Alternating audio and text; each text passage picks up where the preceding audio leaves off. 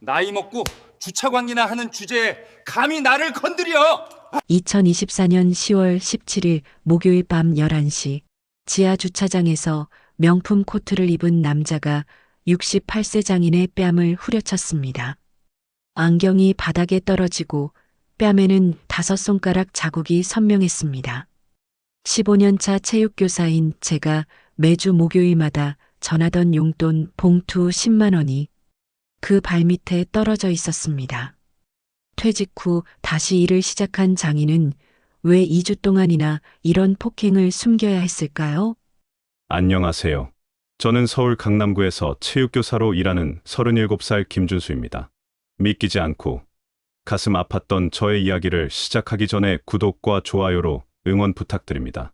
응원해주신 모든 분들의 앞날이 행복하고 건강하시길 늘 바라겠습니다. 댓글로 어디에서 듣고 계신지도 알려주세요. 감사합니다. 2024년 10월 17일 목요일 저녁 8시 저는 학교를 나서며 지갑 아닌 봉투를 확인했습니다. 10만 원권 한 장이 들어 있었어요. 매주 목요일마다 장인에게 드리는 용돈이었습니다. 아내 수연이가 입원한 뒤로 3개월째 혼자 지하 주차장에서 야간 주차 관리 근무를 하시는 장인께 제가 할 수 있는 건 이것뿐이었습니다. 오늘도 괜찮으시려나 속으로 생각하며 차에 시동을 걸었어요. 장인은 전직 소방관이셨습니다. 33년을 불 속에서 사람을 구하다 퇴직하셨죠. 68배 다시 일을 시작한 건 딸 수술비 때문이었습니다. 제가 4천만 원을 대출받았지만 장인은 내 딸인데 내가 책임져야지라며 야간 주차 관리원 자리를 구하셨어요. 아버님, 제가 다 감당할 수 있어요. 준수야, 나도 할 일이 있어야 사람이지. 그렇게 말씀하시던 장인의 목소리가 떠올랐습니다. 밤 11시 장인이 근무하는 오피스텔 지하 주차장에 도착했습니다. 형광등 빛이 차가웠고 시멘트 바닥엔 타이어 자국이 검게 깔려 있었어요. 관리실 앞에서 차를 세우려는데 저 멀리 B구역에서 목소리가 들렸습니다. 일을 이렇게 해? 내 차에 긁힌 자국 보이지도 않아? 남자의 목소리였습니다. 낮고 날카로웠어요. 저는 차에서 내려 천천히 걸어갔습니다. 형광등 아래 명품 코트를 입은 40대 남자가 장인 앞에 서 있었습니다. 장인은 고개를 숙인 채 양손을 모으고 계셨어요. 죄송합니다. 확인이 부족했습니다. 장인의 목소리가 떨렸습니다. 죄송하다고? 나이 먹고 주차 관리나 하는 주제에 감히 나를 건드려? 너 내가 누군지 알아? 남자는 비웃으며 장인의 어깨를 밀쳤습니다. 장인이 뒤로 휘청거렸어요. 저는 숨을 참으며 그 장면을 지켜봤습니다. 참아야 해. 아버님이 원하시는 건 조용히 넘어가는 거야. 하지만 다음 순간 남자의 손이 움직였습니다. 찰싹 뺨을 때리는 소리가 주차장에 울렸습니다. 장인의 안경이 바닥으로 떨어지며 딸그락 소리를 냈어요. 뺨에는 5손가락 자국이 선명하게 번졌습니다. 붉게 제가 쥐고 있던 흰 봉투가 손에서 떨어졌습니다. 바람에 날리지 않았지만 남자의 구두 옆으로 미끄러져 갔어요. 10만 원이 든 봉투. 장인은 뺨을 감싸 쥐고 바닥에 떨어진 안경을 주우려 허리를 굽혔습니다.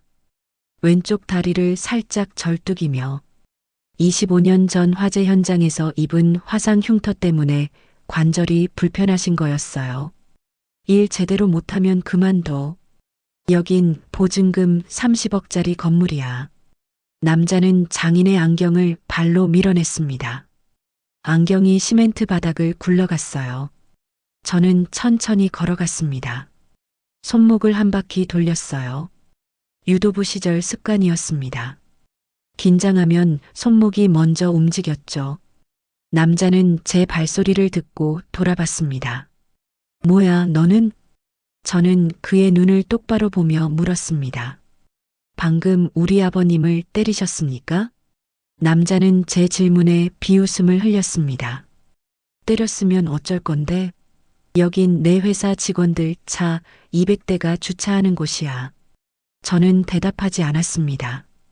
대신 장인께 다가가 안경을 주워드렸어요. 렌즈에 금이 가 있었습니다. 장인은 제 손을 잡으며 고개를 저었어요. 괜찮아, 준수야. 들어가자. 목소리가 떨렸습니다. 하지만 제 손을 잡은 힘은 강했어요. 제발 참아달라는 뜻이었습니다. 남자는 명함을 꺼내 장인의 가슴에 툭 던졌습니다. 다음부턴 제대로 해. 안 그럼 이 바닥에서 일 못할 줄 알아. 그는 구두 소리를 울리며 엘리베이터로 걸어갔습니다. 검은 코트 자락이 형광등 아래서 흔들렸어요. 저는 장인을 부축해 관리실로 모셨습니다.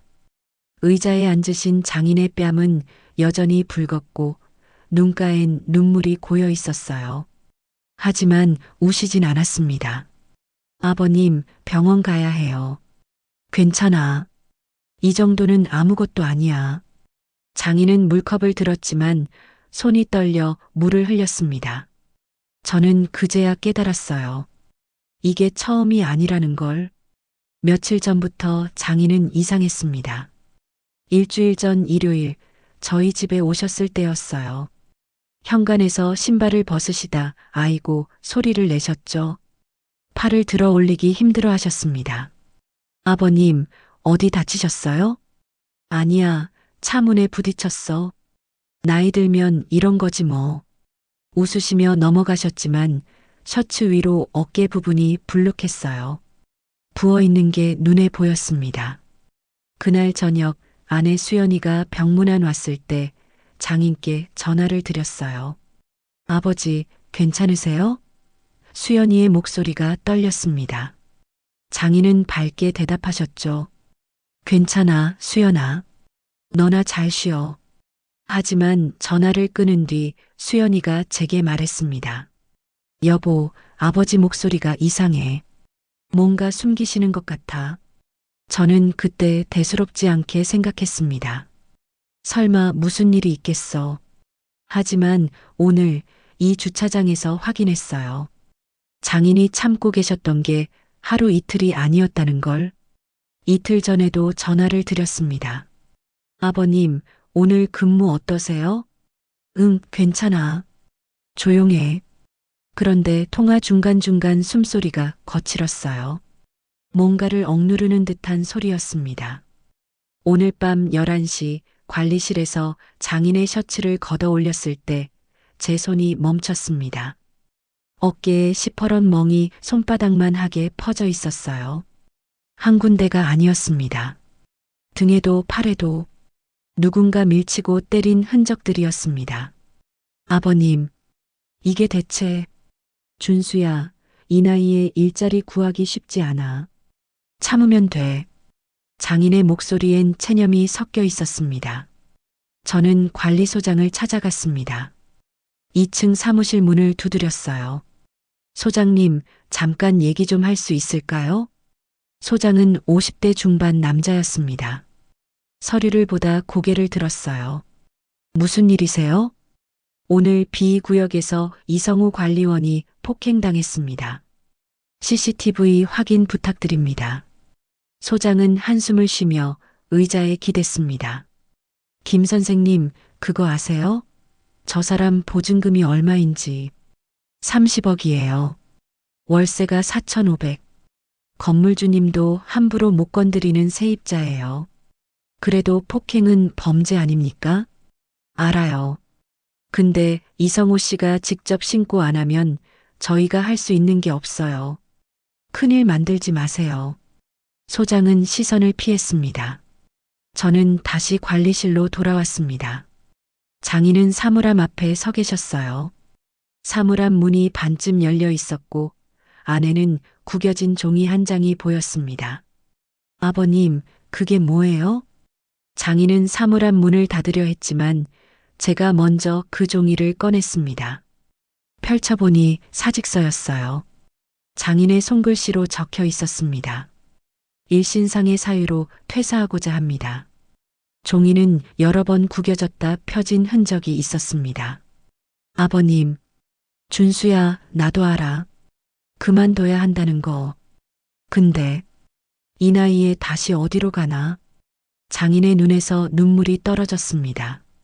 68살, 33년을 불 속에서 사람을 구하던 소방관. 그가 지금 지켜야 하는 건 돈이 아니었습니다. 자존심이었어요. 하지만 자존심도 찰싹 한 번에 무너지는 걸까요? 다음 날 오후 6시, 저는 다시 지하주차장을 찾았습니다. 장인은 오늘도 출근하셨어요. 일 안 나가면 월급 깎여. 괜찮아. 그렇게 말씀하시며 집을 나서셨죠. 주차장 비삼구역 구석 청소도구함 앞에서 한 분이 걸레를 정리하고 계셨습니다. 한영숙 65, 장인과 함께 근무하는 주간 관리원이었어요. 짧은 흰머리에 구부정한 어깨, 하지만 눈빛만큼은 또렷했습니다. 영숙 이모님. 제가 부르자 그녀는 주위를 살피며 손짓했습니다. 여기서 얘기하면 안 돼요. 따라오세요. 우리는 비상계단으로 이동했습니다. 형광등 하나만 깜빡이는 좁은 공간이었어요. 영숙 이모는 가방에서 작은 USB를 꺼냈습니다. 이성호 씨, 2주 전부터 계속 괴롭혔어요. 저도 봤거든요. 2주 전부터요? 네. 혹시 몰라 CCTV 매일 백업했어요. 영숙 이모는 USB를 제 손에 쥐어줬습니다. 플라스틱이 차갑게 느껴졌어요. 소장님한테 얘기는 안 하셨어요? 했죠. 근데 큰 세입자라고 어쩔 수 없대요. 저도 이 나이에 일자리 잃으면 어쩌나 싶어서. 영숙 이모의 목소리가 떨렸습니다. 저는 그날 밤 집에서 USB를 열었습니다. 폴더 안에는 3개의 영상 파일이 있었어요. 파일명에 붉은 점이 표시돼 있었습니다. 2024년 10월 12일 22시 43분. 첫 번째 영상이 재생됐습니다. 흑백 화면 속 남자가 장인의 어깨를 밀쳤어요. 장인이 차문에 부딪히며 비틀거렸습니다. 일 똑바로 안 해? 남자의 목소리가 마이크에 잡혔어요. 2024년 10월 15일 23시 18분. 두 번째 영상. 남자가 장인의 팔을 잡아당겼습니다. 차 긁힌 거 보상 어떻게 할 거야? 장인은 고개를 숙이고 사과했어요. 남자는 비웃으며 장인의 가슴을 쳤습니다. 2024년 10월 17일 23시 4분. 세 번째 영상. 어젯밤이었습니다. 찰싹 뺨을 때리는 장면이 선명하게 녹화돼 있었어요. 안경이 바닥으로 떨어지는 순간까지 저는 손을 떨며 영상을 멈췄습니다. 돈보다 센 건 증거구나. 가슴속에서 무언가 뜨거운 게 치밀어 올랐어요. 다음 날 저녁 7시 저는 장인과 함께 주차장에 있었습니다. 장인은 준수야, 괜히 일 크게 만들지 말라며 말렸지만 저는 결심했어요. 밤 9시 검은색 외제차 한 대가 지하 주차장으로 내려왔습니다. 번호판은 1234. 기억하기 쉬운 번호였죠. 차에서 내린 사람은 어제 그 남자였습니다. 명품 코트, 명품 구두. 그는 트렁크를 열어 서류 가방을 꺼내며 장인을 흘끔 봤어요. 비웃는 표정이었습니다. 저는 그에게 다가갔습니다. 잠깐만요. 남자는 짜증스러운 표정으로 돌아봤습니다. 뭐야, 어제 그 사람? 아직도 할 말 있어? 있습니다. 어제 폭행건으로 신고할 겁니다. 신고? 남자는 웃었습니다. 해봐. 근데 알아? 이 건물에 우리 회사가 3개층 쓰고 있어. 본사야. 출장 온 직원들 대기실도 여기 뒀고 보증금 30억에 월세가 4,500이야. 건물주가 누굴 택할까? 남자는 주머니에서 명함을 꺼내 제 발밑에 던졌습니다. 명함이 바닥에 떨어지며 뒤집혔어요. 강민준 지사장 해주 테크인 솔루션. 형광등빛 아래 그의 구두가 명함 바로 옆에 멈췄습니다. 검은 가죽이 반짝였어요. 건물주 전화번호 알아? 내가 한마디만 하면 너희 둘 다 잘려. 남자는 비웃으며 엘리베이터로 걸어갔습니다. 저는 바닥에 떨어진 명함을 주었습니다. 뒷면에는 회사 주소와 대표 번호가 적혀 있었어요. 손 안에서 명함이 구겨졌습니다. 장인이 제 팔을 잡았습니다. 준수야, 그만하자. 우리가 이길 수 없어. 아버님. 저는 주머니에서 USB를 꺼냈습니다. 작은 플라스틱 조각이었지만 그 안엔 3번의 폭행이 고스란히 담겨 있었어요. 그럼 건물주 불러보죠. 증거는 충분하니까. 형광등이 깜빡이며 우리를 비췄습니다. 장인의 눈에 눈물이 맺혔지만 이번엔 체념이 아니었어요. 희망이었습니다. 과연 건물주는 보증금 30억을 택할까요? 아니면 사람을 택할까요? 다음 날 저녁 8시, 저는 건물주에게 이메일을 보냈습니다. 제목은 주차장 폭행 사건 신고 및 증거 제출이었어요. USB 영상 3개를 첨부했습니다. 1시간 뒤 건물주 측 변호사에게서 전화가 왔습니다. 내일 저녁 9시 주차장에서 만나자는 내용이었죠. 목소리는 차분했지만 단호했어요. 2024년 10월 19일 토요일 밤 9시 저와 장인은 B구역에서 기다렸습니다. 형광등 아래 서 있는데 검은 외제차가 들어왔어요. 강민준이었습니다. 그는 차에서 내려 저희를 보더니 코웃음을 쳤습니다. 또 왔어? 집요하네. 건물주를 기다리고 있습니다. 건물주? 강민준은 웃었습니다. 나 때문에 부른 거야? 쓸데없는 짓 하지 마. 어차피 결론은 뻔해. 그는 제 앞으로 다가왔습니다. 명품 코트에서 향수 냄새가 났어요. 거리가 30cm도 안 됐습니다. 교사면 아이들이나 가르쳐. 어른 일에 끼지 마. 강민준이 제 가슴을 밀쳤습니다. 손바닥에 힘이 실렸어요. 저는 2걸음 뒤로 물러났습니다. 참아야 해. 증거가 필요해. 속으로 되뇌었습니다. 하지만 강민준은 멈추지 않았습니다. 다시 제 어깨를 잡아당겼어요. 듣고 있어? 보증금 30억이 뭔지 몰라. 그 순간 그의 손이 제 목덜미를 향했습니다. 저는 반사적으로 움직였습니다. 그의 손목을 잡아 아래로 꺾으며 동시에 왼발로 그의 오른쪽 발목을 걸었어요. 유도부 출신의 반응 속도였습니다. 강민준의 균형이 무너졌습니다. 그는 바닥에 한쪽 무릎을 짚었습니다. 제가 그의 손목을 꺾고 있었기 때문에 일어날 수 없었어요. 정당방위였습니다. 손 놔. 이거 폭행이야. 선생님이 먼저 제 가슴을 밀치고 목을 잡으려 했습니다. CCTV에 다 찍히고 있어요. 저는 천천히 그의 손목에서 손을 뗐습니다. 강민준은 바닥에서 일어나며 저를 노려봤어요. 얼굴이 붉게 달아올랐습니다. 너 지금 뭐 한 거야? 정당방위입니다. 주위에서 사람들이 모이기 시작했습니다. 주차하러 온 입주민 2명, 경비원 1명, 영숙 이모도 청소도구를 들고 달려왔어요. 무슨 일이에요? 저 사람이 나를 넘어뜨렸어요.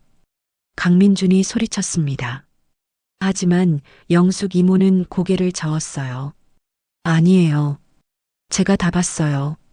먼저 밀친 건 저쪽이에요. 그때 엘리베이터에서 딩 소리가 났습니다. 문이 열리며 2 사람이 내려왔습니다. 한 명은 경찰 제복을 입은 40대 남자였고 다른 한 명은 정장을 입은 50대 변호사였어요. 그리고 그 뒤에 흰 머리를 단정하게 빗은 70대 여성이 천천히 걸어 나왔습니다. 박명숙. 이 건물의 주인이었습니다. 그녀는 주차장을 둘러보다 장인을 발견했습니다. 그리고 멈췄어요. 눈이 커지며 입술이 떨렸습니다. 혹시? 박명숙은 장인을 향해 천천히 걸어왔습니다. 하이힐 소리가 시멘트 바닥에 울렸어요. 경찰과 변호사가 그녀를 따라왔습니다. 강민주는 당황한 표정으로 건물주에게 고개를 숙였습니다. 사장님, 이 사람들이 조용히 하세요. 박명숙의 목소리는 차가웠습니다. 그녀는 장인 앞에서 멈춰 섰습니다. 거리는 1미터. 형광등빛 아래서 두 사람이 마주봤어요. 혹시 25년 전 백화점 화재 3층 옷가게에서 박명숙의 목소리가 떨렸습니다. 장인은 천천히 고개를 들었습니다. 그의 왼쪽 다리가 형광등 아래 드러났어요. 바지 아래로 울퉁불퉁한 흉터가 보였습니다. 맞습니다.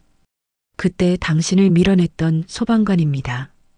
박명숙의 눈에서 눈물이 떨어졌습니다. 은인을 이렇게 만들다니. 그녀의 목소리는 더 이상 차갑지 않았습니다. 떨리고 있었어요. 25년 전 그날 장인은 대체 무엇을 했던 걸까요? 박명숙은 장인의 흉터를 바라보며 손으로 입을 가렸습니다. 어깨가 떨렸어요. 이성호, 소방관님. 그녀의 목소리는 간신히 나왔습니다. 장인은 고개를 끄덕였습니다. 오랜만입니다. 박명숙 씨. 주차장이 고요해졌습니다. 형광등 소리만 희미하게 윙윙거렸어요. 강민주는 상황을 파악하지 못한 채 두 사람을 번갈아 봤습니다. 박명숙은 천천히 입을 열었습니다. 1999년 12월 24일. 예, 그날이 맞습니다. 명동 백화점 화재. 장인의 눈가에 주름이 깊어졌습니다. 3층 여성 의류 매장이었죠. 박명숙은 한 걸음 다가섰습니다. 그녀의 왼쪽 어깨가 미세하게 기울어져 있었어요. 오래된 부상의 흔적이었습니다. 그날 오후 2시 45분 전기 합선으로 불이 시작됐어요. 연기가 3층을 가득 채웠고 저는 계단을 찾지 못했습니다. 그녀의 목소리가 떨렸습니다. 손님들이 비명을 질렀어요. 매캐한 연기에 숨을 쉴 수가 없었고 바닥에 쓰러진 사람들을 밟으며 기어갔죠. 그때 방화복을 입은 소방관 한 분이 제 팔을 잡았습니다. 장인은 고개를 숙였습니다. 박명숙이 계속했습니다. 그분은 저를 비상계단으로 끌고 갔어요. 하지만 계단 입구에 천장 일부가 무너져 있었습니다. 불기둥이 치솟고 있었죠. 형광등 빛이 깜빡였습니다. 그분은 저를 등 뒤로 밀어냈어요. 그리고 자신이 먼저 불 속으로 뛰어들어 길을 만들었습니다. 왼쪽 다리에 불이 붙었는데도 멈추지 않았어요. 박명숙의 눈에서 눈물이 떨어졌습니다. 바닥에 작은 점이 찍혔어요. 저는 그분 덕분에 살았습니다. 하지만 그분의 이름을 묻지 못했어요. 병원으로 실려가는 구급차 안에서 의식을 잃었고 깨어났을 땐 이미 사흘이 지난 뒤였죠. 소방서에 연락했지만 개인정보라며 알려주지 않았습니다. 장인이 천천히 말했습니다. 그날 저도 3주 입원했습니다. 왼쪽 다리도 화상이었죠. 25년 동안 제가 찾던 분이. 박명숙은 더 이상 말을 잇지 못했습니다. 저는 옆에서 그 광경을 지켜봤습니다. 가슴이 먹먹해졌어요. 25년 전 장인은 누군가의 생명을 구했습니다. 그리고 오늘 그 사람 앞에서 폭행당하고 있었던 거예요. 박명숙은 고개를 들어 주차장을 둘러봤습니다. 형광등, 시멘트 바닥, CCTV. 그녀의 눈빛이 차가워졌습니다. 제가 은인을 이런 곳에서 일하게 만들었군요. 아닙니다. 제가 선택한 일입니다. 아니에요. 박명숙의 목소리가 단호해졌습니다. 그녀는 강민준을 돌아봤어요. 강민준 씨. 강민준은 황급히 고개를 숙였습니다. 예, 사장님. 당신이 이성호 씨를 폭행했다는 게 사실입니까? 그건 오해입니다. 업무상 지시를. 오해인지 사실인지는 증거로 밝혀지겠죠. 박명숙은 변호사를 봤습니다. 변호사는 태블릿을 켜며 말했어요. 김준수 씨가 보내주신 CCTV 영상 3건 모두 확인했습니다. 폭행 협박 강요 혐의에 해당합니다. 강민준의 얼굴이 하얗게 질렸습니다. 사장님, 저는 회사를 위해 사람을 때렸다고요? 박명숙의 목소리는 얼음처럼 차가웠습니다. 당신 회사가 보증금 30억을 냈다는 건 압니다. 월세 4,500도 잘 알죠. 하지만 그게 사람을 때려도 되는 이유가 됩니까? 죄송합니다. 다시는 기회가 없습니다. 박명숙은 경찰을 받습니다. 경찰은 수첩을 꺼내며 강민준에게 다가갔어요. 강민준 씨, 폭행 및 협박 혐의로 조사받으실 겁니다. 동행해 주시죠. 잠깐만요. 사장님, 제발. 강민준이 소리쳤지만 박명숙은 고개를 돌렸습니다. 그녀는 다시 장인을 봤습니다. 눈가에 눈물을 닦지 않았어요. 그대로 흘러내리게 두었습니다. 이성호 씨, 용서해 주실 수 있을까요? 제가 당신을 제대로 보지 못했습니다. 25년 전 제 생명을 구해주신 분을 이렇게 만들었습니다. 장인은 고개를 저었습니다. 괜찮습니다. 누구도 예상하지 못한 일이었으니까요. 아닙니다. 제 건물에서 일어난 일입니다. 제 책임입니다. 박명숙은 변호사에게 말했습니다. 계약서 검토해 주세요. 직원 폭행 조항 확인하고 즉시 해지 절차 밟겠습니다. 변호사가 고개를 끄덕였습니다. 형광등이 다시 깜빡였습니다. 강민주는 경찰과 함께 엘리베이터로 걸어갔어요. 명품 코트 자락이 축 늘어져 있었습니다. 박명숙은 장인의 손을 잡았습니다. 이성호 씨, 잠깐 제 사무실로 가시겠어요? 드릴 말씀이 있습니다. 장인은 저를 돌아봤습니다. 저는 고개를 끄덕였어요. 가보세요, 아버님. 엘리베이터 문이 닫히며 주차장엔 저와 영숙 이모만 남았습니다.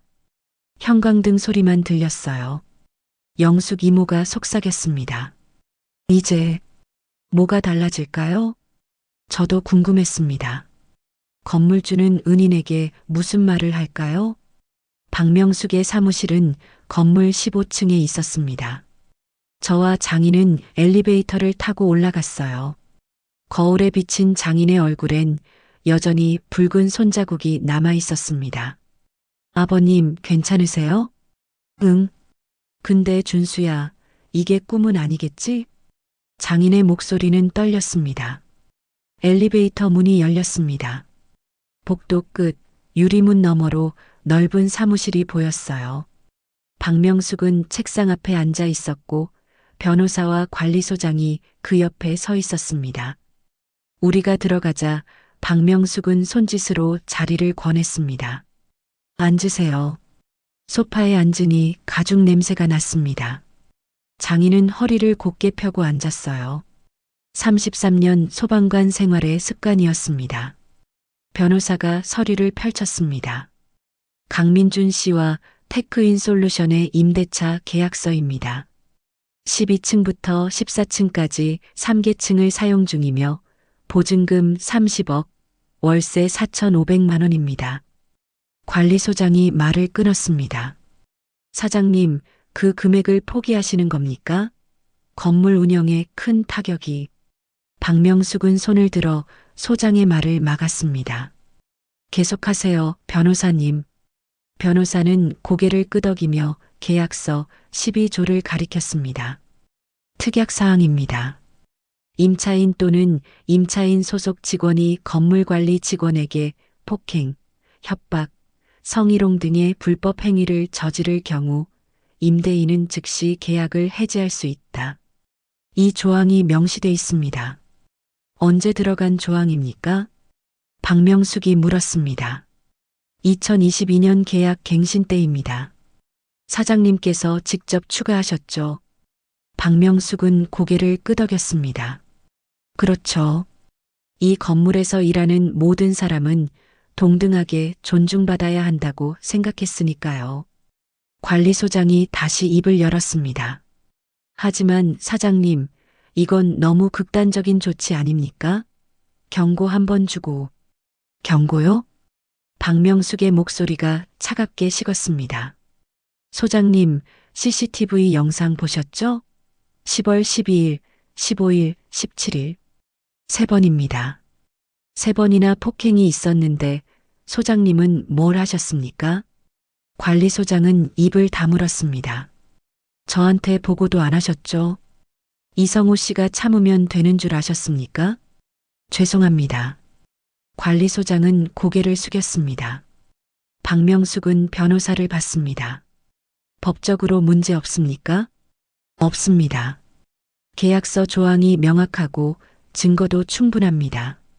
경찰 조사 결과가 나오면 형사고소도 가능합니다. 그럼 진행하세요. 오늘 당장 계약 해지 통보하고 30일 내 퇴거 요구하세요. 알겠습니다. 변호사는 서류를 정리했습니다.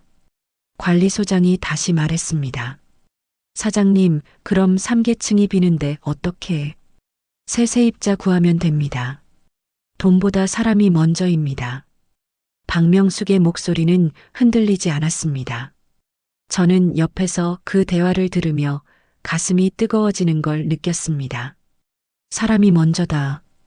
25년 전 불 속에서 배운 교훈을 박명숙은 잊지 않고 있었어요. 박명숙은 장인을 돌아봤습니다. 이성우 씨, 예. 주차관리원 계속하실 건가요? 장인은 잠시 망설이다 대답했습니다. 일이 필요합니다. 딸이 아직 입원 중이고. 그럼 제 제안을 들어주시겠어요? 박명숙은 서랍에서 명함 한 장을 꺼냈습니다. 하얀 명함이었어요. 그녀는 펜으로 명함에 무언가를 적었습니다. 이 건물 관리이사로 오세요. 장인의 눈이 커졌습니다. 관리이사요? 네. 주차장뿐 아니라 건물 전체 관리 업무를 맡아주시면 됩니다. 월급은 500만 원, 근무 시간은 오전 9시부터 오후 6시까지. 야간 근무 없습니다. 장인은 말을 잇지 못했습니다. 박명숙이 계속했습니다. 소장님은 이번 건으로 책임을 지셔야 할 것 같습니다. 직원 폭행을 방치한 건 중대한 실수니까요. 관리소장의 얼굴이 하얗게 질렸습니다. 사장님, 한 달 안에 정리하세요. 퇴직금은 규정대로 드리겠습니다. 관리소장은 더 이상 말하지 못했습니다. 박명숙은 장인에게 명함을 건넸습니다. 명함엔 이성우 관리이사라고 적혀 있었어요. 25년 늦었지만 이제라도 보답하고 싶습니다. 받아주시겠어요? 장인의 손이 떨렸습니다. 명함을 받아든 손에 힘이 없었어요. 눈가에 눈물이 맺혔습니다. 감사합니다. 정말 감사합니다. 장인의 목소리는 간신히 나왔습니다. 그때 제 휴대폰이 울렸습니다. 병원 번호였어요. 저는 재빨리 전화를 받았습니다. 여보세요? 김준수 씨 보호자시죠? 이수연 씨 회복세가 아주 좋습니다. 다음 주 화요일 퇴원 가능해요. 가슴이 뛰었습니다. 정말요? 네. 수술 부위도 잘 아물었고 검사 수치도 정상입니다. 퇴원 준비하세요. 전화를 끊고 장인께 말씀드렸습니다. 아버님, 수연이가 다음 주 퇴원한대요. 장인의 얼굴에 미소가 번졌습니다. 25년 전 불 속에서 누군가를 구했던 그 소방관의 미소였어요. 박명숙도 미소 지었습니다. 축하드립니다. 가족이 다시 모이는 거네요. 밖에서 사이렌 소리가 들렸습니다. 경찰차가 건물 앞에 서 있었어요. 강민준이 경찰과 함께 차에 타는 모습이 창문 너머로 보였습니다. 변호사가 말했습니다. 폭행 혐의로 현행범 체포됐습니다. 조사 후 구속 여부가 결정될 겁니다. 박명숙은 창밖을 보며 말했습니다. 보증금 30억보다 중요한 게 있습니다. 사람입니다. 그걸 잊으면 건물도 돈도 의미가 없어요. 형광등이 아닌 따뜻한 사무실 조명 아래서 우리는 서로를 봤습니다. 25년 만에 재회. 그리고 새로운 시작. 장인은 명함을 가슴에 품었습니다. 관리이사. 68살에 찾은 건 일자리가 아니었습니다. 존엄이었어요. 과연 앞으로 우리 가족에게는 어떤 변화가 찾아올까요? 일주일 후 장인은 새 명함을 받았습니다. 흰색 바탕에 검은 글씨로 이성우 관리이사라고 적혀 있었어요. 장인은 그 명함을 보며 한참을 말없이 서 계셨습니다. 아버님, 축하드려요. 고맙다, 준수야. 내가 아니었으면. 장인의 목소리가 떨렸습니다. 2024년 10월 26일 월요일 오전 9시 장인의 첫 출근 날이었습니다. 저는 장인을 건물 앞까지 모셔다 드렸어요.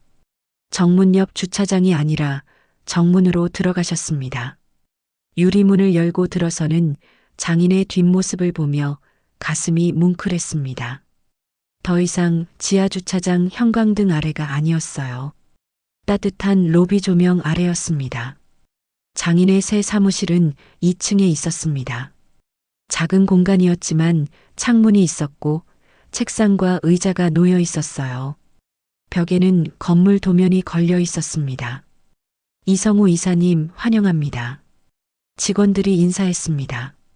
이사님이라는 호칭이 어색했지만 장인은 정중하게 고개를 숙였어요. 잘 부탁드립니다. 점심시간 장인에게서 전화가 왔습니다. 준수야, 구내식당에서 밥 먹었어. 따뜻한 국이 나오더라.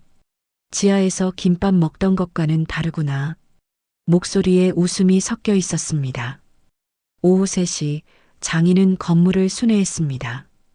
각 층을 돌며 시설을 점검하고 직원들과 인사를 나눴어요. 12층 강민준의 회사가 있던 자리는 비어 있었습니다. 이사님, 여기 새 세입자 들어온대요. IT 스타트업이래요.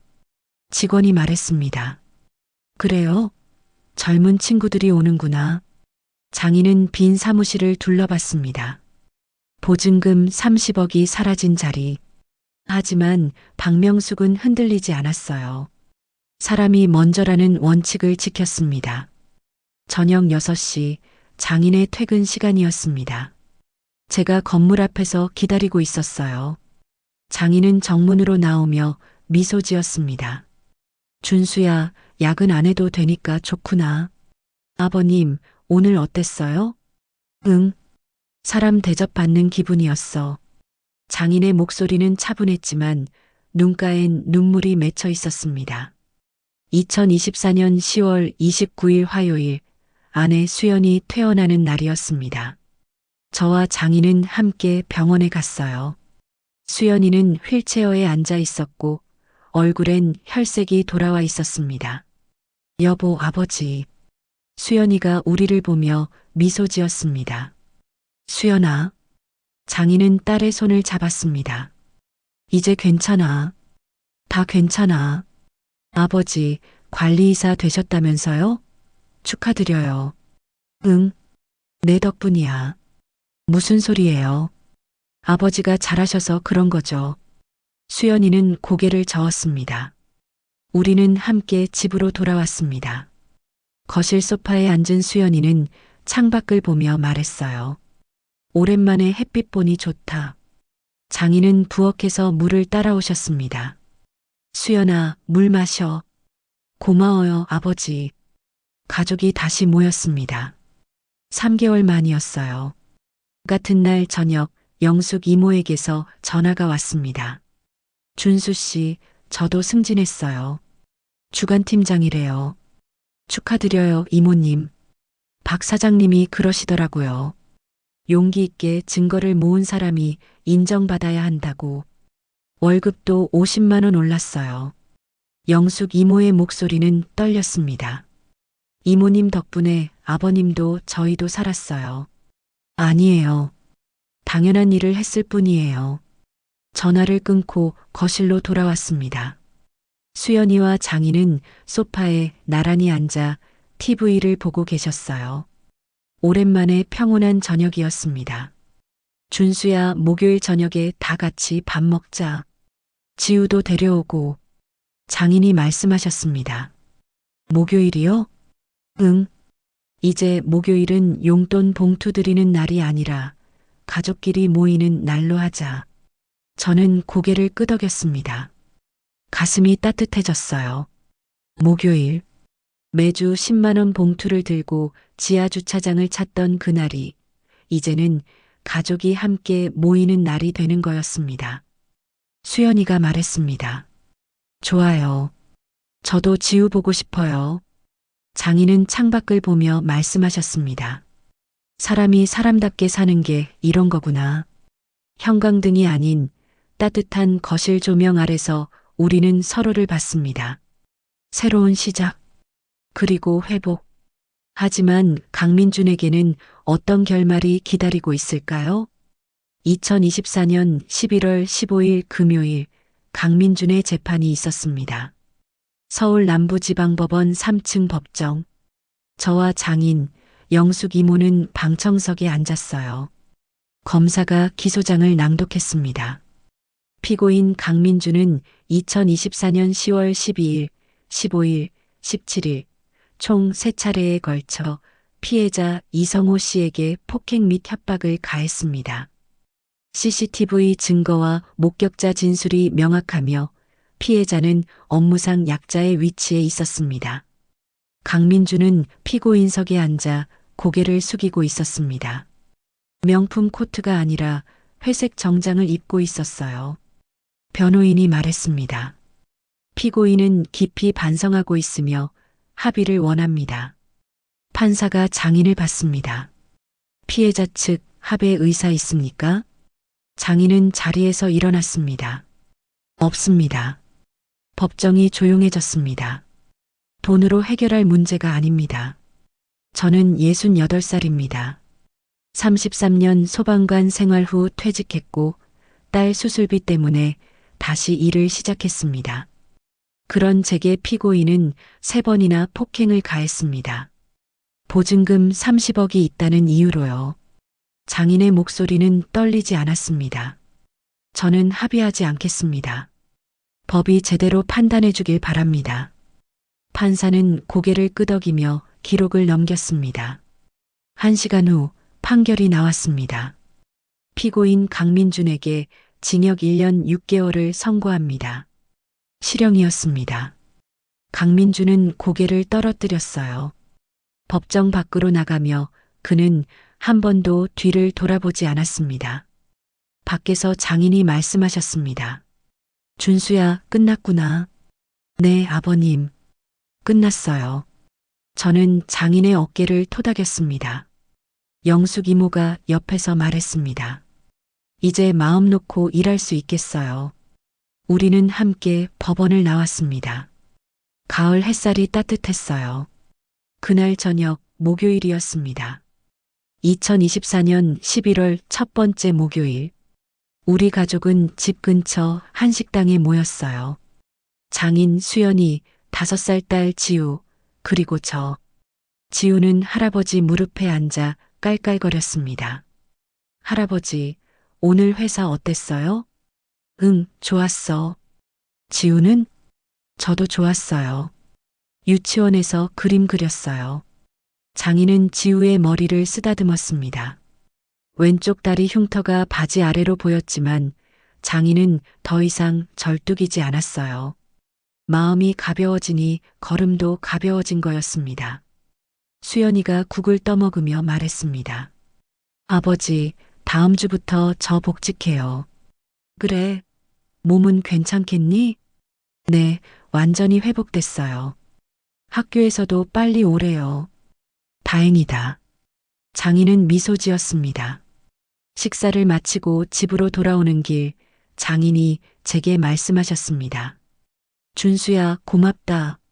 내가 아니었으면 난 아직도 그 지하 주차장에서 아버님, 당연한 일 했어요. 당연한 일? 네.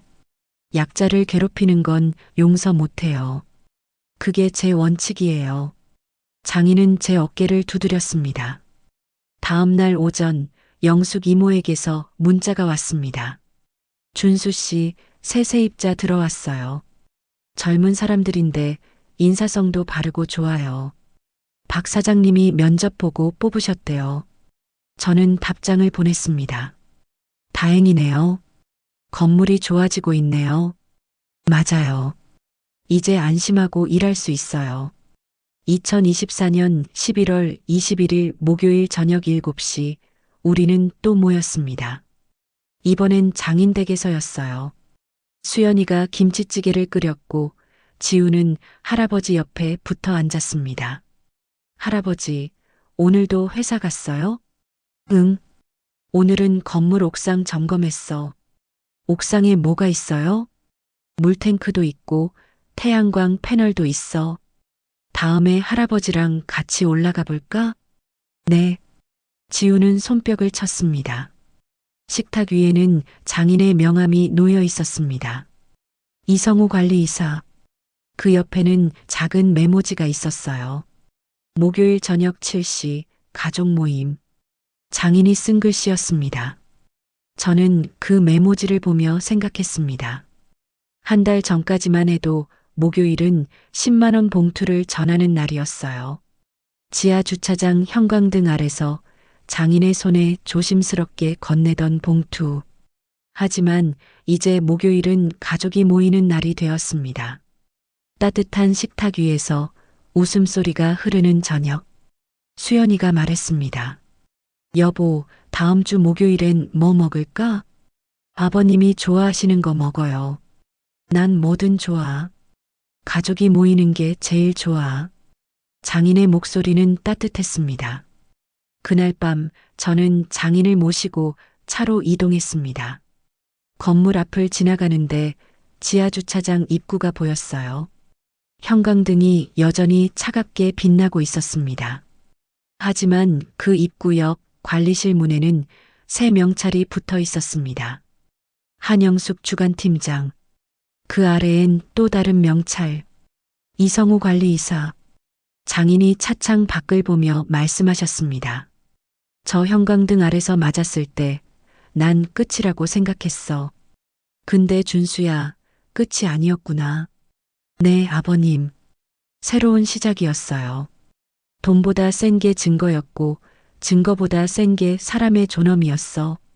그리고 그 존엄은 당연한 일을 했을 때 지켜지는 거더라. 저는 고개를 끄덕였습니다. 차는 천천히 건물을 지나쳤습니다. 형광등 빛이 점점 멀어졌어요.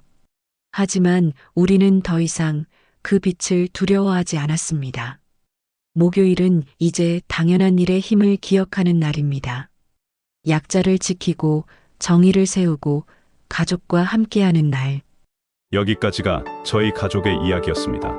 혹시 여러분도 비슷한 경험을 하신 적 있으신가요? 참아야만 했던 순간, 말하지 못했던 아픔, 그런데 누군가 곁에서 손 내밀어줬던 기억.